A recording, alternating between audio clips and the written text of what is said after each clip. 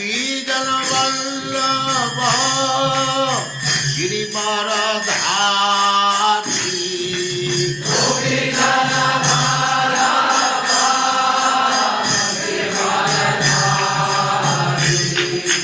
गोपीजन वल्लभ गिरिवरधारी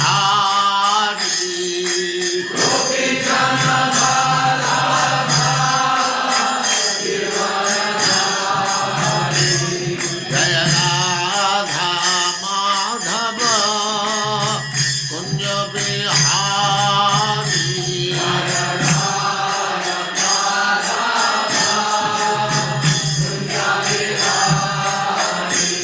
जय राधा माधव कुंज बिहारी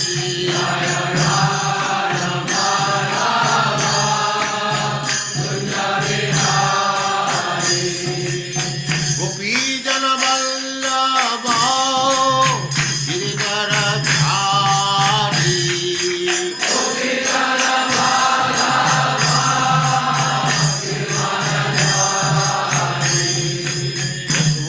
यशोदानंदन व्रज जनरंजन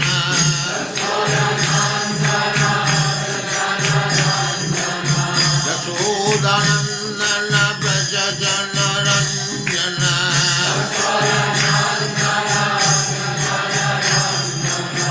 जमुना तीर वनचारी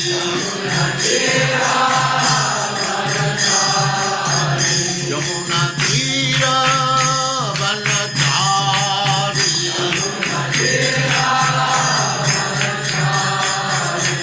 जय राधा माधव कुंज बिहारी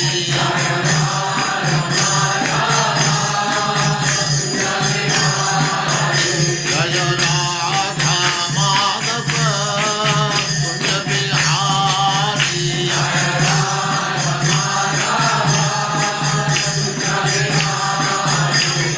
गोपीजन वल्लभ गिरिवरधारी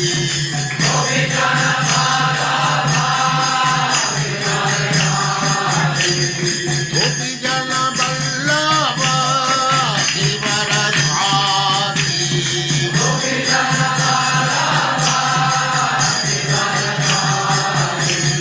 यशोदानंदन व्रज जनरंजन यशोदानंदन व्रज जनरंजन जमुना तीर वनचारी जय राधा माधव कुंज बिहारी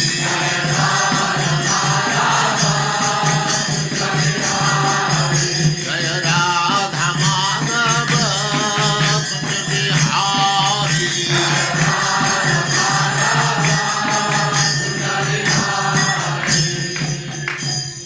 जय ओम नमो भगवते वासुदेवाय ओम नमो ओम नमो भगवते वासुदेवाय।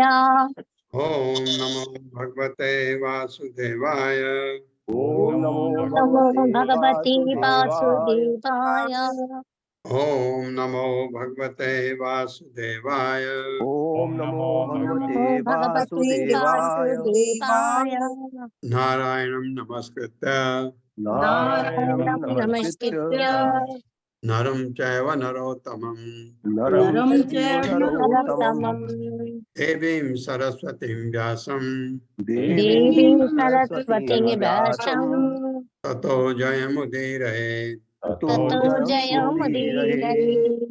नष्टप्रायेषु भद्रेषु नष्टप्रायेषु भद्रेषु नित्यं भागवत सेवया नित्यं भागवत सेवया भगवते उत्तमा श्लोके भगवते उत्तमा श्लोके भक्तिर्भवति नैष्टिकी। भक्तिर्भवति नैष्ठिकी। हरे कृष्णा। आप सबका हरे स्वागत है। कृष्णा प्रभु जी। बाबू जी धन्यवाद प्रणाम। एक चीज सब भूल गए कल। कल भगवत गीता थी, मैंने कहा था हम 4 श्लोक पढ़ेंगे, मैं भी भूल गया, आप लोग भी भूल गए। तो वो गलती हम अभी अभी पढ़ते हैं 4 श्लोक। 4 श्लोक जो जिनको चतुश्लोकी कहा जाता भगवत गीता के, ऐसे श्लोक हैं जो भगवत गीता का सार कहे जाते हैं। तो अभी पढ़ लेते हैं शुरू करने से पहले। अहम सर्वस्य प्रभवो, पढ़िए मेरे साथ।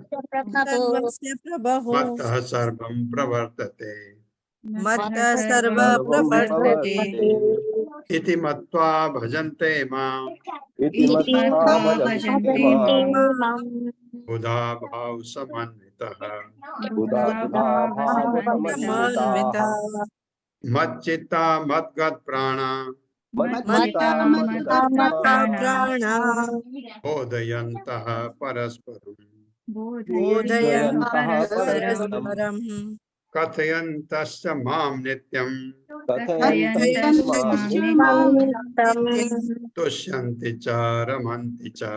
तुष्यन्ति च रमन्ति च। तीसरा श्लोक, ये 8वां हो गए। 10वां श्लोक। तेषां सतत युक्तानां तेषां सततयुक्तानां भजतां प्रीतिपूर्वकम् भजतां प्रीतिपूर्वकम् ददामि बुद्धियोगं तं ददामि बुद्धियोगं तं येन माम् उपयान्ति ते।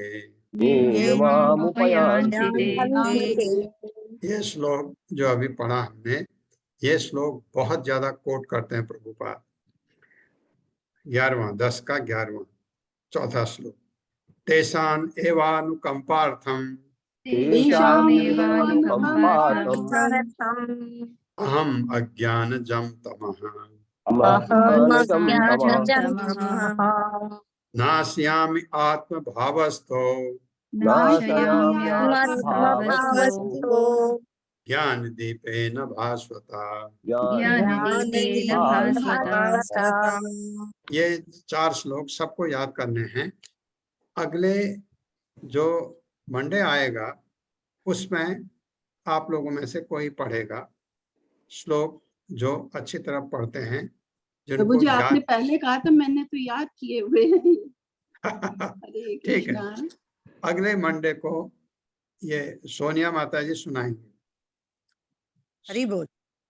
सोनिया अग्रवाल माता जी रेडी रहिए मंडे को। हाँ, मंडे को एक तो आप अब्सेंट नहीं होइए उस दिन, और ये श्लोक 4 श्लोक याद करके आप कहेंगे, आपके साथ हम पढ़ेंगे 4। उसके दूसरे मंडे को हर्षा माता जी आप बांट दीजिए जिसको देना है। अब ये आप करवाइएगा, क्योंकि मैं कभी कभी भूल जाता हूँ, तो कल भूल गए थे तो अच्छा नहीं। ये श्लोक हमको याद होने चाहिए 4 के 4। जी प्रभु जी। हरे कृष्णा। स्वागतम वो द्विज श्रेष्ठा। अब ये 4 कुमार आए हुए हैं पृथु महाराज के यहाँ, उनका स्वागत हो रहा है। स्वागतम वो द्विज श्रेष्ठा यद्व्रतानि मुमुक्षवः चरन्ति श्रद्धया धीरा बाला एव बृहन्ति च। मेरे साथ, स्वागतम वो द्विज श्रेष्ठा यद्व्रतानि मुमुक्षवः चरन्ति श्रद्धया धीरा बाला एव बृहन्ति च। शब्दार्थ है सुआगतम, स्वागत। वह तुमको द्विज श्रेष्ठा, ब्राह्मणों में सर्वश्रेष्ठ, यत जिसके व्रतानि व्रत संकल्प मुमुक्षवः मुक्त की इच्छा रखने वाले पुरुषों के चरण की आचरण करते हैं, श्रद्धा श्रद्धा पूर्वक, धीरा संयमी, बाला बालक, एवं सदृश बृहंत देते हैं च। महाराज पृथु ने 4 कुमारों को ब्राह्मण श्रेष्ठ संबोधित करके स्वागत किया और उन्हें कहा कि आपने जन्म से ही ब्रह्मचर्य व्रत का दृढ़ता से पालन किया है, और यद्यपि आप मुक्ति के अनुभवी नहीं हैं, तो भी आप अपने को छोटे छोटे बालक के समान रखते हैं। छोटे बालक रखने का मतलब उसमें कभी वासना आ ही नहीं सकती, ये उन्होंने पहले ही कर लिया। ब्रह्मा जी ने कहा, उन्होंने कहा नहीं, हम बढ़ेंगे नहीं, छोटे रहे हो। ये ऐसा आप जानते हैं, बच्चे में कभी वासनाएं नहीं होती हैं, वासनाएं बड़े होने के बाद होती हैं। ये ब्रह्मचर्य का इनको ऐसे, ये ही नहीं जो आजीवन ब्रह्मचारी रहते हैं, वासना की तरफ विषयी जीवन को बिल्कुल त्याग देते हैं, उनको नैष्ठिक ब्रह्मचारी कहा जाता है। उनमें से ये भी हैं, ये तो उदाहरण है।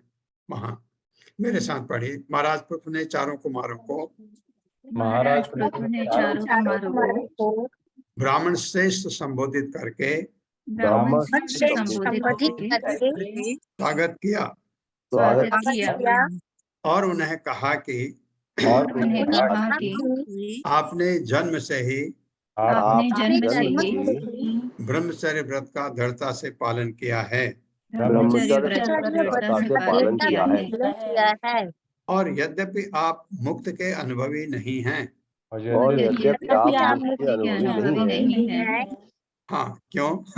अभी तो गए कहाँ वो हैं, अभी मुक्त तो तब होता है जब हमें शरीर त्यागते हैं, उसका अनुभव नहीं है उनको, ये सही कह रहे हैं।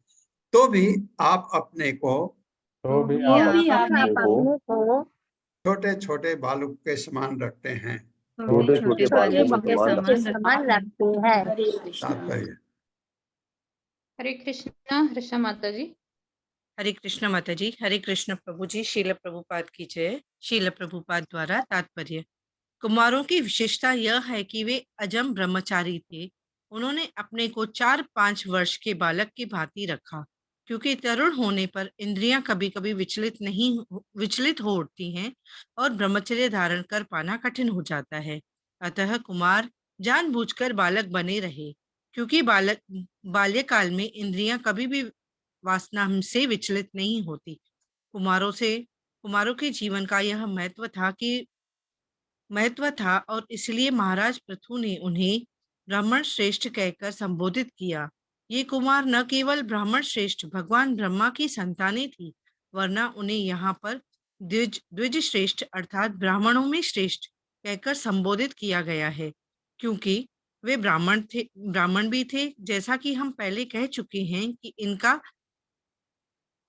इनका अपना संप्रदाय है और वह निम्बार्क संप्रदाय के रूप में आज भी चल रहा है। वैष्णव आचार्यों के 4 संप्रदायों में से निम्बार्क संप्रदाय भी एक है। महाराज पृथु ने कुमारों की स्थिति की विशेष रूप से प्रशंसा की, क्योंकि वे आजन्म ब्रह्मचर्य व्रत का पालन कर रहे थे। किंतु राजा ने कुमारों को वैष्णव श्रेष्ठ कहकर संबोधित किया, जिससे वैष्णववाद के प्रति उनकी अत्यधिक रुचि प्रकट होती है। दूसरे शब्दों में प्रत्येक व्यक्ति को चाहिए कि वह वैष्णव के जन्म पर विचार किए बिना उसका सत्कार करे। वैष्णवे जाति बुद्धि। वैष्णव के जन्म पर विचार नहीं किया जाना चाहिए। वैष्णव सदैव ब्राह्मणों में श्रेष्ठ होते हैं। अतः प्रत्येक व्यक्ति को चाहिए कि वह वैष्णव का आदर न केवल ब्राह्मण के रूप में अपितु सर्वश्रेष्ठ ब्राह्मण के रूप में करे। हरे कृष्ण प्रभु जी। वैसे भी एक कहावत है, जात न पूछो साधु की, पूछ लीजिए ज्ञान। साधु में तो ज्ञान होता है। तो ये जो प्रभुपाद ने लिखा है, वैष्णव के जन्म पर विचार नहीं करना चाहिए, किस घर में वो जन्मा है, कभी नहीं, अपराध है। क्योंकि वैष्णव है, वो भगवान का महानतम भक्त है। और जैसे हम जानते हैं, वैष्णव ब्राह्मण के ऊपर होता है। ब्राह्मण सतोगुणी, वैष्णव गुणातीत। ये ध्यान हमको रखना है। तो वैष्णव अपराध कभी नहीं होना चाहिए। और ये महान वैष्णव थे, ये ब्राह्मण श्रेष्ठ कहा गया उनको पृथु महाराज ने। कच्चित अगर बोलें तो 1 9 गायब, 1 रह जाएगा। कच्चित न कुशलम ना था इंद्रिय अर्थ वेदिनाम व्यसन अवाप एतस्मिन् पतितानाम स्वकर्म विहि। मेरे साथ। कच्चित न कुशलम ना था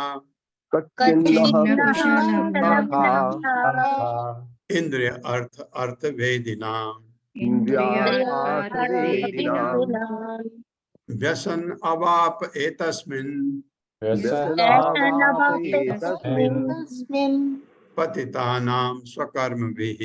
पतितानां कर्मभिः शब्दार्थ है कच्चित क्या न हमारी कुशलता ना था हे स्वामियों। इंद्रिय अर्थ इंद्र तृप्ति की जीवन इंद्र तृप्ति ही जीवन लक्ष्य है। अर्थ वेदिनाम जो व्यक्ति केवल इंद्र तृप्ति को ही जान पाते हैं। व्यसन दुर्गुण बीमारी अवापे प्राप्त किया ये तस्मिन इस संसार में पतितानाम पतित जनों का स्वकर्म भी अपनी अपनी सामर्थ्य से। पृथु महाराज ने मुनियों से ऐसे व्यक्तियों के विषय में पूछा जो अपने पूर्व कर्मों के कारण इस विपत्तिमय संसार में फंसे हुए हैं, हम जैसे लोगों के बारे में। क्या ऐसे व्यक्तियों को जिनका एकमात्र लक्ष्य इंद्र तृप्ति है सौभाग्य प्राप्त हो सकता है? ये पूछा। बहुत अच्छा प्रश्न है, मेरे साथ पढ़िए। पृथु महाराज ने मुनियों से मुनियों से ऐसे व्यक्तियों के विषय में पूछा ऐसे व्यक्तियों के विषय में पूछा जो अपने पूर्व कर्मों के कारण जो अपने कर्मों के कारण इस विपत्तिमय संसार में फंसे हुए हैं। इस विपत्तिमय संसार में फंसे हुए हैं। क्या ऐसे व्यक्तियों को इनका एकमात्र लक्ष्य इंद्र तृप्ति है जिनका एकमात्र लक्ष्य इंद्रिय तृप्ति है सौभाग्य प्राप्त हो सकता है? सौभाग्य प्राप्त हो सकता है। हरे कृष्ण। तात्पर्य माता जी। हरे कृष्णा अशोक प्रभु जी। हरे कृष्णा माता जी, हरे कृष्णा प्रभु जी, दंडवत प्रणाम। शीला प्रभुपाद जी के जय। शीला प्रभुपाद जी द्वारा तात्पर्य। महाराज पृथु ने कुमारों से उनका कुशल नहीं पूछा क्योंकि वे अपने ब्रह्मचारी जीवन के कारण सदैव कल्याणकारी हैं।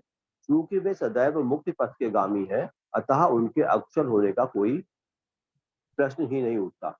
दूसरे शब्दों में, जो ब्राह्मण तथा वैष्णव जन आध्यात्मिक उन्नति के पथ पर दृढ़ता से चलते हैं वे सदैव भाग्यशाली होते हैं। पृथु महाराज ने तो अपने निमित्त यह प्रश्न पूछा था क्योंकि वे गृहस्थ की स्थिति में थे और राज्याधिकारी थे। राजा लोग केवल गृहस्थ रहकर विषय सुख में तल्लीन नहीं रहते, अपितु उन्हें कभी कभी पशुओं का शिकार भी करना पड़ता है क्योंकि उन्हें वध करने की कला का अभ्यास करना होता है, अन्यथा अपने शत्रुओं से युद्ध करना मुश्किल हो जाए। ये बातें शुभ नहीं है। क्षत्रियों को 4 प्रकार के पाप कर्मों की छूट है। अवैध संभोग के लिए स्त्री से संगति, मांसाहार, मादक द्रव्य सेवन तथा द्रुत कीड़ा। राजनीतिक कारणों से उन्हें कभी कभी ये पाप कर्म करने होते हैं। क्षत्रिय कभी द्रुत कीड़ा से कतराते नहीं। इसका ज्वलंत प्रमाण पांडवों का है। जब दुर्योधन ने पांडवों को द्रुत कीड़ा के लिए अपना राज दांव पर लगाने के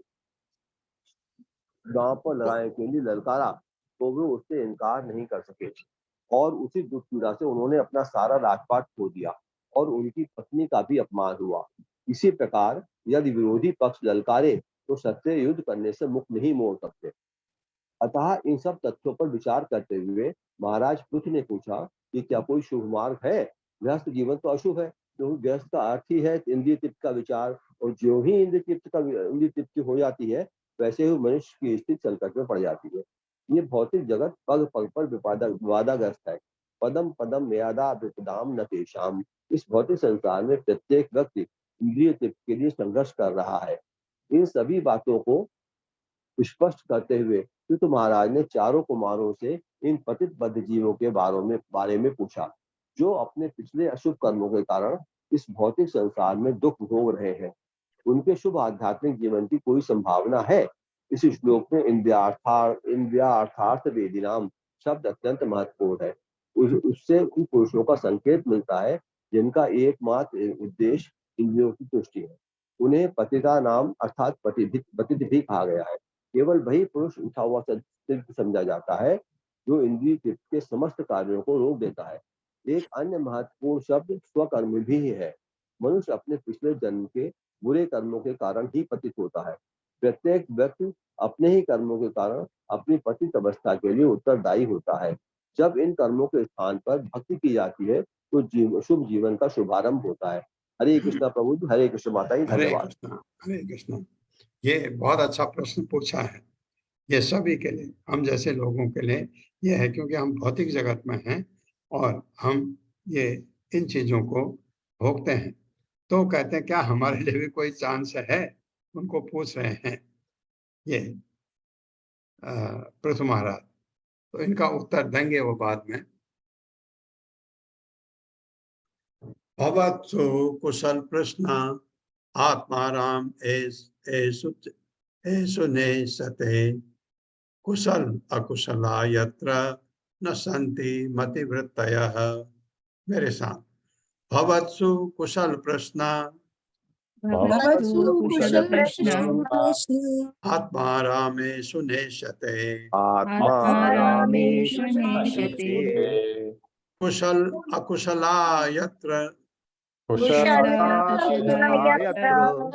न सन्ति मतिवृत्तयः।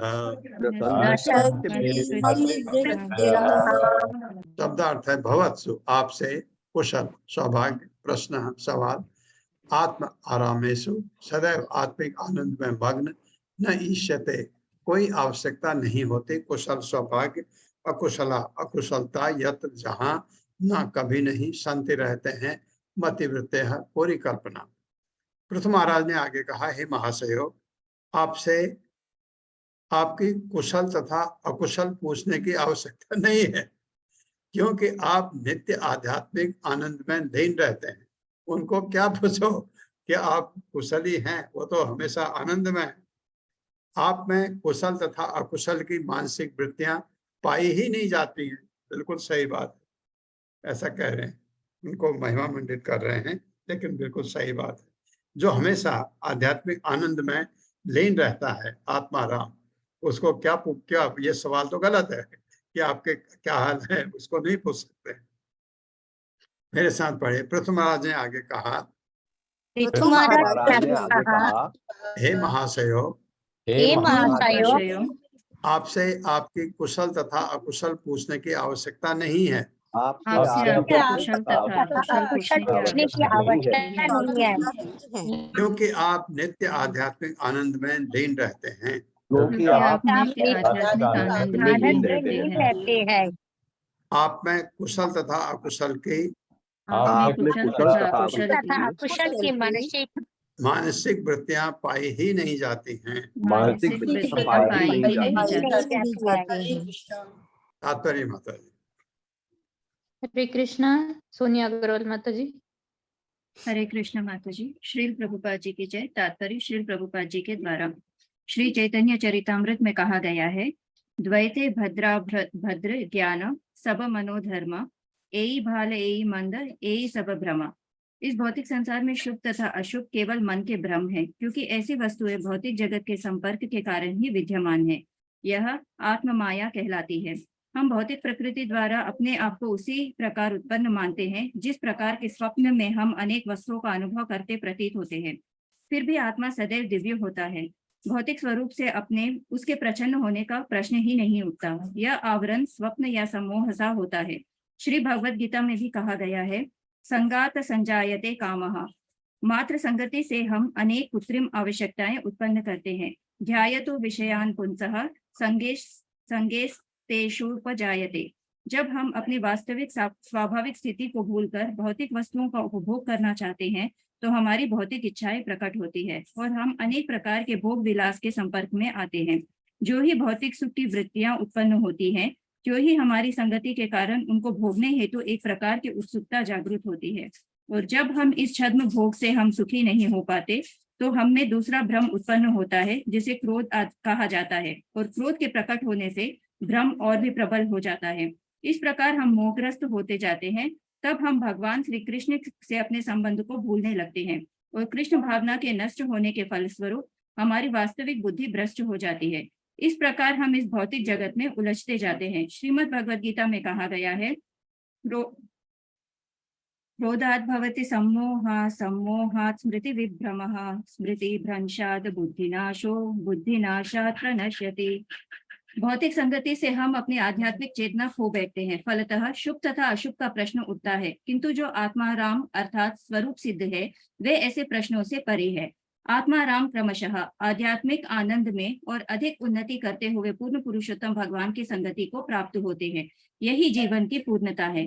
प्रारंभ में कुमारगण स्वरूप सिद्ध निर्विशेषवादी थे, किंतु उत्तरोत्तर वे परमेश्वर की व्यक्तिगत लीलाओं के प्रति आकृष्ट हो गए। निष्कर्ष यह निकलता है कि जो भगवान की भक्तिमय सेवा में सदैव रत रहते हैं, उनके लिए शुभ तथा अशुभ की द्वैतता का प्रश्न ही नहीं उठता। अतः महाराज पृथु कुमारों के लिए नहीं अपितु अपने लिए कुशलता की याचना कर रहे थे। हरे कृष्ण प्रभु जी। बहुत ही बढ़िया, बहुत अच्छा लिखा है, बहुत अच्छा लिखा है प्रभुपाद ने इसमें। ये देखिए, बात तो सही है। हम इस भौतिक जगत में कभी मिलते हैं, आप कैसे हैं, आपके बच्चे ठीक हैं, कि ये पूछना ये यहाँ स्वाभाविक है, क्योंकि शुभ अशुभ यहाँ होता है। शुभ भी होता कभी और अशुभ भी होता है, दुख सुख यहाँ होता है।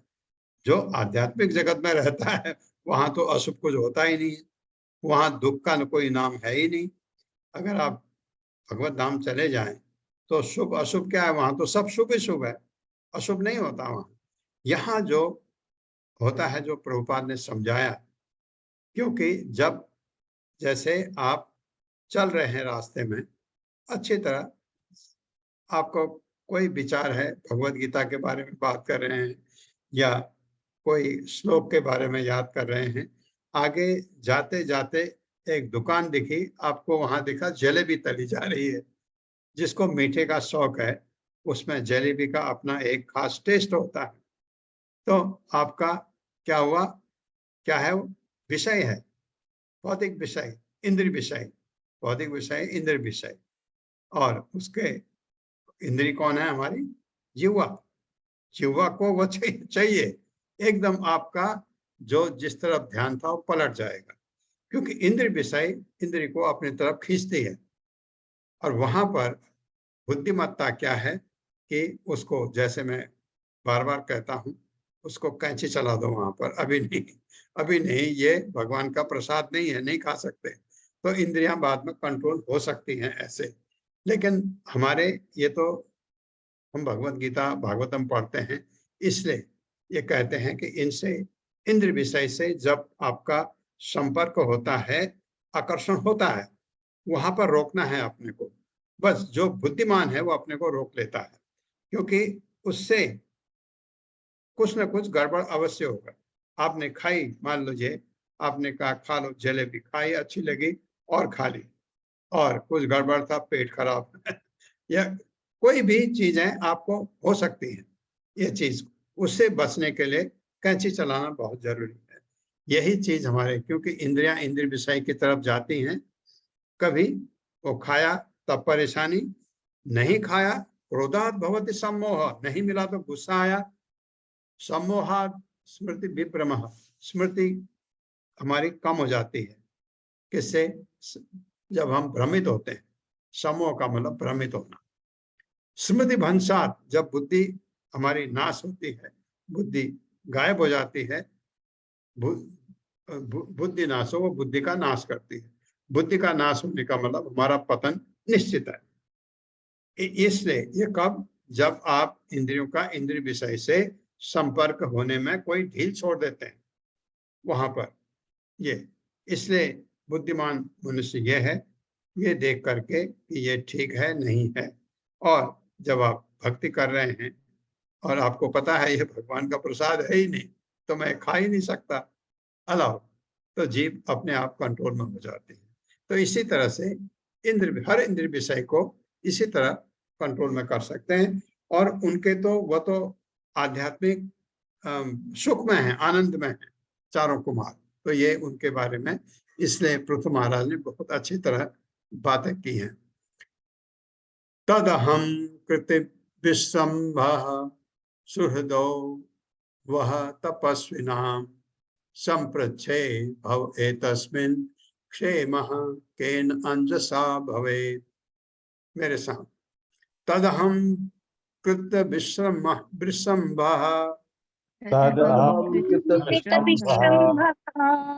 सुहृदो वह तपस्विनां संपृच्छे भव एतस्मिन् संपृच्छे एतस्मिन् हेमः केन अंजसा भवेत्। केनान्यथा भवेत्। शब्दार्थ है तत् अतः अहम मैं कृत विश्रम्भः पूरी तरह आश्वस्त होकर सुहृद मित्र वह हमारा तपस्वी नाम भौतिक कष्ट सहने वाले संप्रच्छे पूछना चाहता हूँ भवे इस संसार में तस्मिन यह क्षेम अंतिम वास्तविकता यानी कल्याण केन किस विधि से अंजसा अविलंब अविलंब बिना देरी के भवे प्राप्त किया जा सकता है।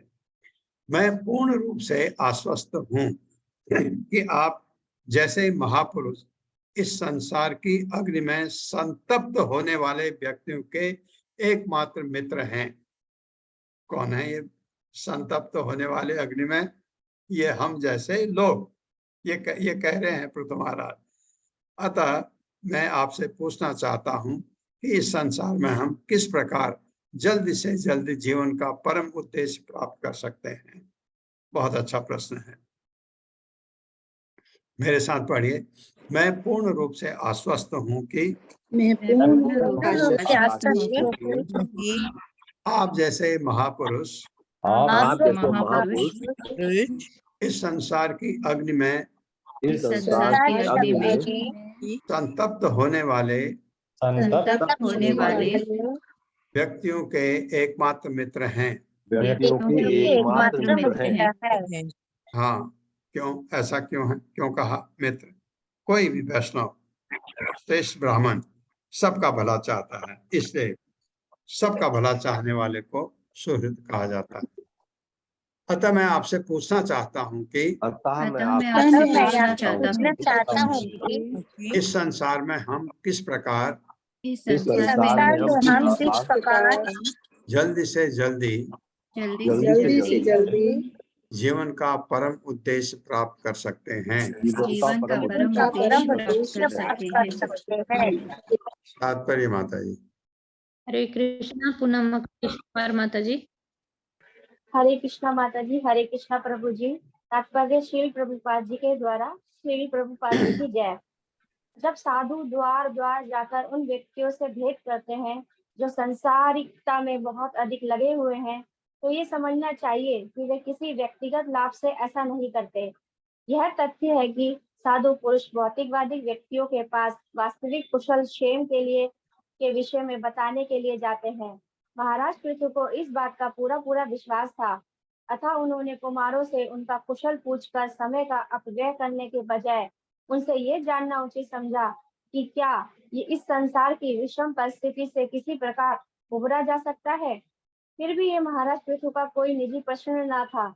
ये प्रश्न तो सामान्य जनों को शिक्षा प्रदान करने के लिए उठाया गया था कि जब भी उनकी भेंट किसी साधु पुरुष से हो तो वे तुरंत उसकी शरण में जाएं और सांसारिक तापों से उबरने का उपाय पूछें। अतः श्री नरोत्तम दास ठाकुर कहते हैं, संसार विषानले दिवानिशी हिया ज्वले जुड़ायते ना केनो उपाय।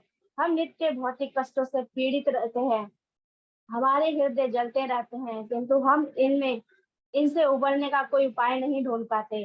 भौतिकवादी व्यक्ति को तपस्वी भी कहा जा सकता है, अर्थात ऐसा व्यक्ति जो नित्य भौतिक तापों को सहता रहता है। उसे इन भौतिक तापों से तभी छुटकारा मिल सकता है जब वे हरे कृष्ण मंत्र संकीर्तन की शरण ले। इसकी व्याख्या नरोत्तम दास ठाकुर ने भी की है। गोलोके प्रेम धन हरि नाम संकीर्तन रतीना जन्म के नेताए। उन्हें इसका पश्चाताप था कि वे हरे कृष्ण मंत्र की दिव्य ध्वनि के प्रति जो आकर्षण है उसका अनुसरण नहीं कर पाए। निष्कर्ष रूप में कहा जा सकता है कि इस संसार के सभी व्यक्ति भौतिक तापों से पीड़ित हैं, और यदि कोई इनसे छुटकारा पाना चाहता है तो उसे साधु पुरुषों या ईश्वर के भक्तों की संगति करनी चाहिए और हरे कृष्ण कृष्ण कृष्ण हरे हरे हरे राम राम राम हरे हरे महामंत्र का जप करना चाहिए। भौतिकवादी व्यक्तियों के लिए एकमात्र यही शुभ मार्ग है। हरे कृष्णा प्रभु जी। हरे कृष्णा माता जी। वहाँ तो वो प्रश्न पूछ रहे हैं पृथु महाराज, वो बताएंगे। प्रभुपाद ने तात्पर्य में बता ही दिया कि कैसे हम इस चीज से छुटकारा पा सकते हैं कि भक्ति में आ जाओ, हरे कृष्ण महामंत्र जपो। व्यक्तम आत्मवताम आत्मा भगवान आत्म भावना स्वनाम अनुग्रहाय इमाम सिद्ध रूपे चरत्यजः चरति अजः चरति अजः चरत्यजः। मेरे साथ पढ़िए। व्यक्तम आत्मवताम आत्मा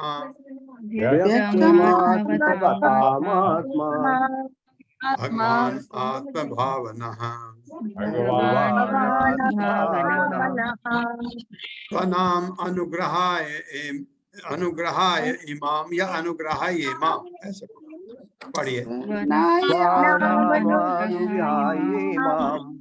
सिद्ध रूपे चरति अजः।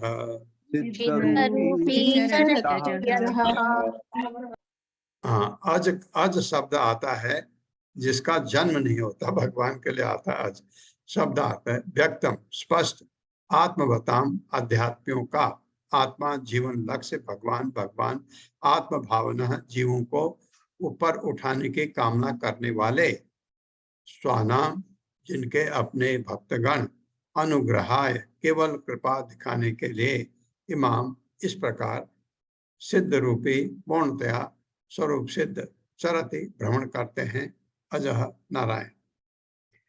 भगवान अपने अंश रूप जीवों को ऊपर उठाने के लिए सतत इच्छुक रहते हैं, हमेशा। अब ये आप प्रश्न कहेंगे फिर हमको यहाँ डाला क्यों? ये प्रश्न बड़ा कठिन है कि आप ये कह सकते हैं भगवान जब कहते हैं गाओ आओ, अरे वहीं यहाँ फेंका क्यों यहाँ हमको? ये प्रश्न आता है दिमाग में, लेकिन वो हमारी गलती है। वो आप जब धीरे धीरे भागवतम पढ़ लोगे, पूरा भगवत गीता पढ़ोगे 2-3 बार, तो आपके ये अपने आप ही समझने लगेगा कि गलती हो के हम उल्टा प्रश्न पूछ रहे हैं। गलती करके उल्टा प्रश्न नहीं पूछ सकते। तो सतत इच्छुक रहते हैं और उन्हीं के विशेष लाभ हेतु सारे संसार में आप जैसे स्वरूप सिद्ध पुरुषों के रूप में भ्रमण करते रहते हैं। मेरे साथ पढ़िए। भगवान अपने अंश रूप जीवों को ऊपर उठाने के लिए सतत इच्छुक रहते हैं और उन्हीं के विशेष लाभ हेतु सारे संसार में आप जैसे स्वरूप सिद्ध पुरुषों के रूप में भ्रमण करते रहते हैं। हाँ, बिल्कुल सही बात है। भगवान के प्रतिनिधि वो भगवान है। जो 4 कुमार हैं उनको भगवान के रूप में कहा गया कि आप भगवान आप लोगों के रूप में भ्रमण कर रहे हैं, ऐसा कह रहे हैं, क्योंकि भगवान हर जगह नहीं जाते हैं, उनके भक्त जाते हैं, उनके भक्त जाते हैं। ये कोई कहीं उनका भक्त आपको भगवान का एक महान भक्त है, उसको भगवान समझ लो आप, क्योंकि भगवान तो हमको दिखेंगे नहीं, उसी को भगवान, क्योंकि वो भगवान का प्रतिनिधि है। ये कहा गया। तात्पर्य माता जी। हरे कृष्णा सुधाधीर माता जी। हरे कृष्णा माता जी। हरे कृष्णा प्रभु जी। दंडवत प्रणाम। श्री शील प्रभुपाद जी की जय। तात्पर्य शील प्रभुपाद जी के द्वारा। अध्यात्मवादियों के भिन्न भिन्न प्रकार हैं, यथा ज्ञानी अथवा निर्विशेषवादी, योगी तथा भगवत भक्त। किंतु चारों कुमार योगी तथा ज्ञानी पहले थे और भक्त बाद में। वे प्रारंभ में निर्विशेषवादी थे, किंतु बाद में भक्ति करने लगे। अतः वे अध्यात्मवादियों में सर्वश्रेष्ठ हैं। भक्त तो भगवान के प्रतिनिधि होते हैं और बद्ध जीवों को मूल चेतना तक लाने के लिए वे सारे संसार में विचरते रहते हैं तथा बद्ध जीवों को कृष्ण चेतना के विषय में उपदेश देते हैं। श्रेष्ठ भक्त आत्मवत कहलाते हैं, अर्थात जिन्हें परम आत्मा का पूरी तरह से बोध हो चुका है। भगवान प्रत्येक जीव के हृदय में परमात्मा के रूप में स्थित हैं और वे कृष्ण चेतना यानी कृष्ण भावनामृत तक ऊपर उठाने का प्रयत्न करते हैं। अतः वे आत्म भावन कहलाते हैं। भगवान प्रत्येक जीव को बुद्धि प्रदान करते हैं जिससे वह उनके विषय में जान सके। वे प्रत्येक व्यक्ति के सखा के रूप में उसके पास उठते बैठते हैं और प्रत्येक जीवात्मा का उसके इच्छानुरूप सुविधाएं प्रदान करते रहते हैं। इस श्लोक में आत्मावताम शब्द महत्वपूर्ण है। भक्तों के 3 भिन्न भिन्न प्रकार होते हैं: कनिष्ठ अधिकारी, मध्यम अधिकारी तथा उत्तम अधिकारी, जो क्रमशः नव दीक्षित, उपदेशक, महाभागवत अर्थात सिद्ध भक्त के लिए प्रयुक्त होते हैं। महाभागवत वह है जो न केवल वेदों के पूर्ण ज्ञान से परिचित होता है वरन वैदिक साक्ष्य के आधार पर अन्यों को भी आश्वस्त कर सकता है। महाभागवत अन्य जीवात्माओं को भी बिना भेदभाव के भगवान का अंश मानता है। मध्यम अधिकारी अर्थात उपदेशक भी शास्त्रों में पारंगत होता है और अन्यों को भी आश्वस्त कर सकता है, किंतु वह उपयुक्त तथा अनुपयुक्त में भेद करता है। कहने का तात्पर्य यह है कि वह आसुरी जीवात्माओं की तनिक भी परवाह नहीं करता। कनिष्ठ अधिकारी अर्थात नव दीक्षित शास्त्रों के विषय में अधिक नहीं जानता है, किंतु भगवान पर उसकी प्रबल श्रद्धा होती है। चारों कुमार तो महाभागवत थे, क्योंकि परम सत्य का भली भांति विश्लेषण करने के बाद ही वो भक्त हुए थे। दूसरे शब्दों में उन्हें वैदिक सूत्र का पूरा ज्ञान था। भगवत गीता में भगवान ने इसकी पुष्टि की है कि भक्त तो अनेक हैं, किंतु जो वैदिक सूक्त में पारंगत होता है वह उन्हें सर्वाधिक प्रिय होता है। प्रत्येक व्यक्ति अपनी अपनी प्रवृत्ति के अनुसार उच्चतम पद तक उठना चाहता है। कर्मी जिन्हें देहात्म बोध रहता है वे अधिकाधिक इंद्रिय तृप्ति चाहते हैं। ज्ञानियों का सर्वोच्च लक्ष्य ब्रह्म तेज में मिल जाना है, किंतु भक्त संसार भर में भगवान की महिमा का उपदेश देना ही अपना चरम लक्ष्य समझता है। फलतः भक्त ही भगवान के वास्तविक प्रतिनिधि होते हैं और इसलिए वे प्रत्यक्ष नारायण के रूप में सारे विश्व का भ्रमण करते हैं, क्योंकि उनके हृदयों में नारायण का वास होता है और वे नारायण की महिमा का उपदेश देते हैं। नारायण का प्रतिनिधि नारायण के ही समान होता है, किंतु उसे मायावादियों की तरह यह नहीं सोच लेना चाहिए कि वह नारायण बन गया है। मायावादी साधारणतः सन्यासी को नारायण कहकर पुकारते हैं। उनका विचार है कि मात्र सन्यास ग्रहण करने से मनुष्य नारायण के तुल्य या साक्षात नारायण बन जाता है, किंतु एक वैष्णव का निष्कर्ष इससे भिन्न होता है। जैसा कि श्री शील विश्वनाथ चक्रवर्ती ठाकुर ने कहा है, साक्षाद्धृत्वेन समस्त शास्त्रै रक्तस्था भाव्यत एव सद्दिभ किंतु प्रभोर्यः प्रिय एव तस्य वंदे गुरु श्री चरणारविंदम। वैष्णव विचारधारा के अनुसार भक्त नारायण के ही समान होता, इसलिए नहीं कि वह नारायण बनना चाहता है, अपितु वह नारायण का परम विश्वस्त दास बनना चाहता है। ऐसे महापुरुष सामान्य लोगों के लाभ के हेतु गुरुओं का कार्य करते हैं। अतः जो गुरु नारायण की महिमा का गुणगान करता है उसे नारायण मानकर सब प्रकार से आदर देना चाहिए। धन्यवाद माता जी। हरे कृष्णा।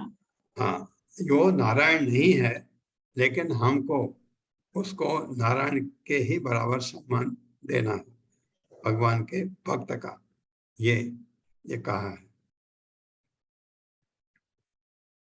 मैत्रेय उवाच प्रथो तत्सूक्तम् आकर्ण्य सारं सुष्ठु मितं मधु स्मयमान इव प्रीत्या कुमारः प्रत्युवाच। मेरे साथ पढ़िए। मैत्रेय उवाच मैत्रेय मैत्रेय उवाच अथो तत्सूक्तम आकर्ण्य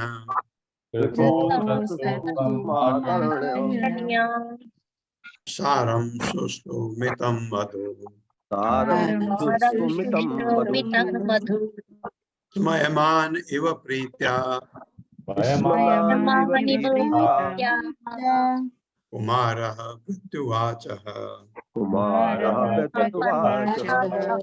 हरे कृष्ण। अर्थ है, मैत्रेय उवाच, मैत्रेय ऋषि ने आगे कहा, पृथो राजा पृथु का तत् वह सूक्तम वैदिक निष्कर्ष आकर्ण सुनकर सारम अत्यंत सार गर्भित सुष्टु युक्त सुक्त उपयुक्त यानी उपयुक्त मितम परिमित न्यूनतम मधु सुनने में मधुर स्मयमान हंसते हुए एवं सदृश पेत्या परम प्रसन्नता पूर्वक कुमार ब्रह्मचारी ने प्रत्युत्तर उत्तर दिया।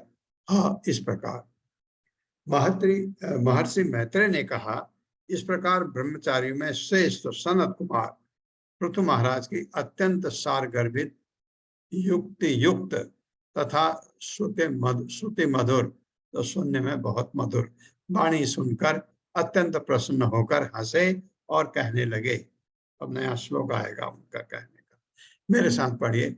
महर्षि मैत्रेय ने कहा, महर्षि मैत्रेय ने कहा, इस प्रकार ब्रह्मचारी में श्रेष्ठ सनत कुमार इस प्रकार ब्रह्मचारियों में श्रेष्ठ सनत कुमार पृथु महाराज की अत्यंत सार गर्भित महाराज की अत्यंत सार गर्भित युक्त युक्त तथा श्रुति मधुर वाणी सुनकर तथा श्रुति मधुर वाणी सुनकर अत्यंत प्रसन्न होकर हंसे और कहने लगे। अत्यंत प्रसन्न होकर हंसे और कहने लगे। तात्पर्य माता जी। हरे कृष्णा गोपाल जी प्रभु जी। हरे कृष्णा माता जी, हरे कृष्णा प्रभु जी, दंडवत प्रणाम। तात्पर्य श्रील प्रभुपाद जी की जय।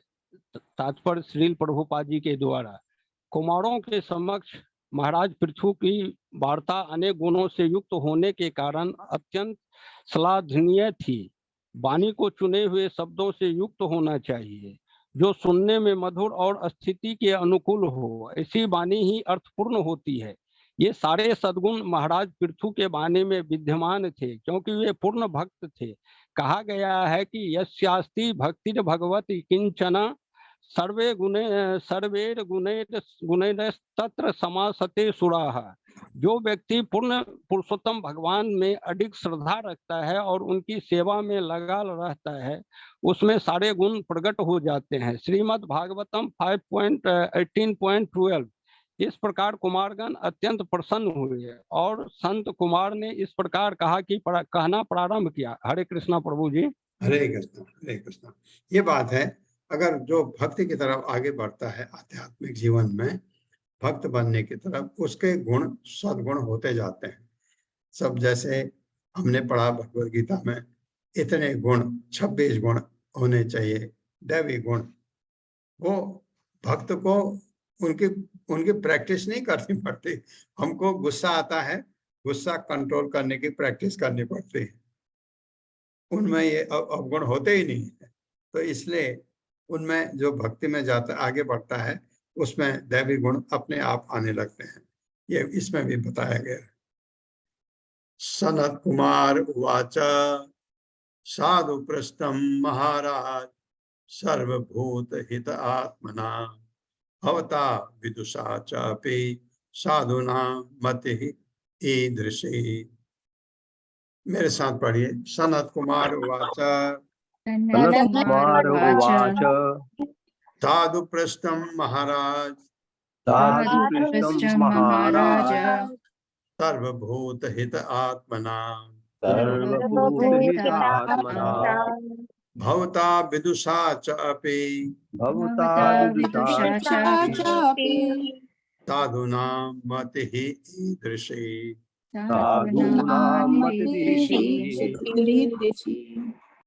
शब्दार्थ है, संत कुमार वाच, संत कुमार ने कहा, साधु प्रकृति का प्रश्नम प्रश्न महाराज, हे राजा, सर्वभूत सभी जीवात्माएं हित आत्मना सबों का हित चाहने वाले के द्वारा भवता आपके द्वारा विदुषा अत्यंत विद्वान च तथा अपि यद्यपि साधुनाम साधु पुरुषों की मत ही बुद्धि ईदृशी ऐसे। सनत कुमार ने कहा, हे राजा पृथु, आपने मुझसे बहुत ही अच्छा प्रश्न पूछा है।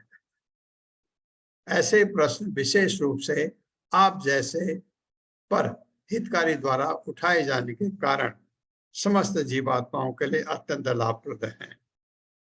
यद्यपि आप सब कुछ जानते हैं, बिल्कुल सही बात है, महाराज तो भगवान के शक्तावेश अवतार है, किंतु आप ऐसे प्रश्नों को इसलिए पूछ रहे हैं क्योंकि यह साधु पुरुषों का आचरण है।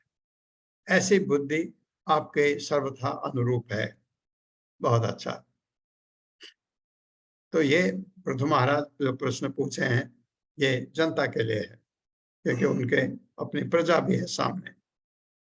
मेरे साथ पढ़िए। सनत कुमार ने कहा, सनत कुमार ने कहा, हे राजा पृथु, हे राजा पृथु, आपने मुझसे बहुत ही अच्छा प्रश्न पूछा है। आपने मुझसे बहुत ही अच्छा प्रश्न पूछा है। ऐसे प्रश्न विशेष रूप से ऐसे प्रश्न विशेष रूप से आप जैसे पर आप जैसे पर हितकारी द्वारा उठाए जाने के कारण हितकारी द्वारा उठाए जाने के कारण समस्त जीवात्माओं के लिए अत्यंत लाभप्रद हैं। समस्त जीवात्माओं के लिए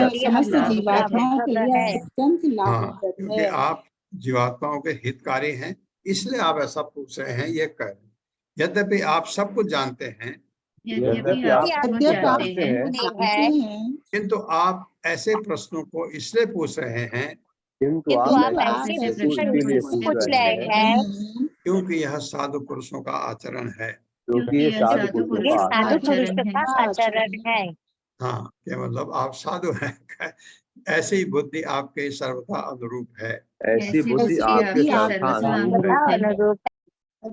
हाँ, तात्पर्य माता जी। हरे कृष्णा सुषमा बत्रा माता जी।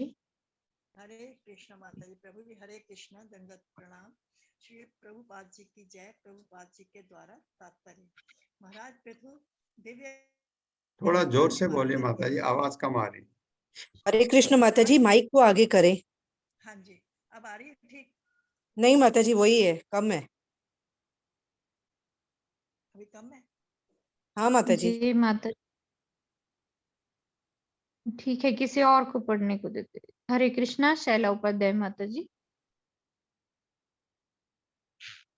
शैला उपाध्याय माता। हरे कृष्ण माता जी। हरे कृष्ण प्रभु जी। तात्पर्य शील प्रभुपाद जी द्वारा। शील प्रभुपाद जी की जय। महाराजा पृथु दिव्य विज्ञान में पारंगत थे, फिर भी उन्होंने अपने आप को कुमारों के समक्ष अज्ञानी के रूप में प्रस्तुत किया। इसका उद्देश्य यह है कि भले ही कोई व्यक्ति कितना ही सम्माननीय तथा ज्ञानी क्यों न हो, उसे अपने से श्रेष्ठ व्यक्ति के समक्ष ऐसे ही प्रश्न प्रस्तुत करना चाहिए। उदाहरणार्थ, अर्जुन को समस्त दिव्य ज्ञान ज्ञात था, किंतु वे श्री कृष्ण से इस प्रकार पूछ रहे थे मानो उन्हें कुछ ज्ञात ही नहीं होता। इसी प्रकार महाराज पृथु सब कुछ जानते थे, किंतु उन्होंने कुमारों के समक्ष अपने आप को इस प्रकार प्रस्तुत किया मानो वे कुछ भी नहीं जानते हैं। तात्पर्य यह है कि महापुरुषों द्वारा पूर्ण पुरुषोत्तम भगवान या उनके भक्तों के समक्ष जो प्रश्न प्रस्तुत किए जाते हैं वे सामान्य लोगों के लाभ के लिए होते हैं। अतः कभी कभी महापुरुष जानबूझकर उच्चतर अधिकारी से प्रश्न करते हैं, क्योंकि वे सदैव दूसरों के कल्याण का चिंतन करते रहते हैं। हरे कृष्ण माता जी। हरे कृष्ण माता जी। हरे कृष्ण। ये श्लोक हो जाएगा माता जी? जी प्रभु जी, हो जाएगा। संगमः खलु साधूनां उभयेषां च सम्मतः यत् संभाषण संप्रश्नः सर्वेषां वितनोति शम्। मेरे साथ। संगमः खलु साधूनां उभयेषां च सम्मतः यत् संभाषण संप्रश्नः सर्वेषां वितनोति शम्। संगम संगति खलु निश्चय ही साधुनाम भक्तों के उभयेषां दोनों के लिए च भी सम्मतः अभिमत निर्णय यत जो संभाषण विवेचना संप्रश्न प्रश्न तथा उत्तर सर्वेषां सबका वितनोति कहलाता है सम वास्तविक सुख। जब भक्तों का समागम होता है, कुमार कह रहे हैं, तो उनकी विवेचनाएं प्रश्न तथा उत्तर वक्ता तथा श्रोता दोनों के लिए ही निर्णायक होते हैं। इस प्रकार ऐसा समागम प्रत्येक व्यक्ति के लिए वास्तविक सुख के हेतु लाभप्रद है। मेरे साथ पढ़िए, जब भक्तों का समागम होता है, जब भक्तों का समागम होता है तो उनकी विवेचनाएं प्रश्न तथा उत्तर वक्ता तथा श्रोता दोनों के लिए निर्णायक होते हैं। इस प्रकार ऐसा समागम प्रत्येक व्यक्ति के वास्तविक सुख के हेतु लाभप्रद है।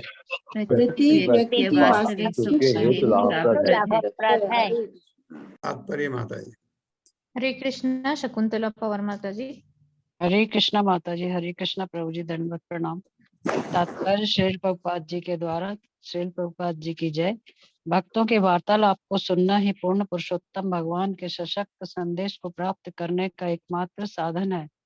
उदाहरणार्थ श्रीमद् भगवद गीता दीर्घ काल से सारे संसार में विशेष रूप से पश्चिमी जगत में विख्यात है, किंतु भक्तों द्वारा विषय की विवेचना न होने के कारण इसका कोई प्रभाव नहीं हुआ।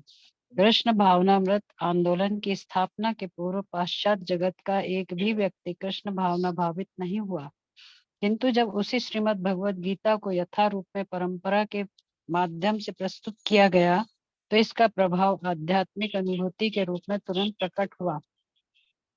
चारों कुमारों में से एक सनत कुमार ने महाराज पृथु को बताया कि कुमारों से उनकी भेंट न केवल महाराज पृथु अकेले वरन उनके साथ कुमारगण भी लाभान्वित हुए हैं। जब श्री नारद मुनि ने ब्रह्मा से पूर्ण पुरुषोत्तम भगवान के विषय में पूछा तो ब्रह्मा ने श्री नारद मुनि को धन्यवाद दिया कि उन्होंने श्री भगवान के विषय में कुछ कहने का अवसर प्रदान किया। अतः किसी एक साधु पुरुष द्वारा किसी अन्य साधु पुरुष से श्री भगवान के विषय में या जीवन के चरम उद्देश्य के विषय में पूछे गए प्रत्येक वस्तु को आध्यात्मिक बना देते हैं। जो कोई भी ऐसी चर्चा का लाभ उठाता है वह इस जन्म तथा अगले जन्म में सुख प्राप्त करता है। उभयेषां शब्द को कई प्रकार से वर्णित किया जा सकता है। सामान्यतः लोग दो प्रकार के होते हैं, भौतिकवादी तथा आध्यात्मिकवादी।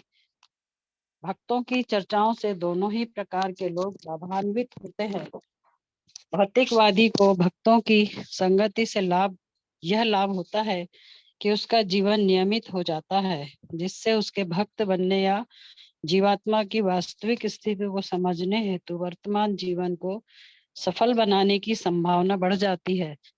जब मनुष्य इस अवसर का लाभ उठाता है तो अगले जन्म में उसका मानव देह धारण करना या पूर्णतः मुक्त होकर श्री भगवान के धाम को वापस जाना सुनिश्चित हो जाता है। निष्कर्ष के रूप में यह कहा जा सकता है कि यदि कोई भक्तों की चर्चा में सम्मिलित होता है तो उसे भौतिक या आध्यात्मिक दोनों रूप से लाभ प्राप्त होता है। वक्ता तथा श्रोता एवं कर्मी तथा ज्ञानी समान रूप से लाभान्वित होते हैं। भक्तों के बीच आध्यात्मिक विषयों से संबंधित चर्चाएं सबके लिए बिना किसी अपवाद के लाभप्रद होती है। फलतः कुमारों ने यह स्वीकार किया कि इस मिलाप से न केवल राजा लाभान्वित हो रहे थे वरन कुमार भी लाभ उठा रहे थे। हरे कृष्णा माता जी। हरे कृष्ण प्रभु जी। जैसे बड़ा अच्छा उदाहरण दिया है। नारद ने ब्रह्मा जी से पूछा ये किसकी पूजा कर रहे हो, आप तो सबसे बड़े हो।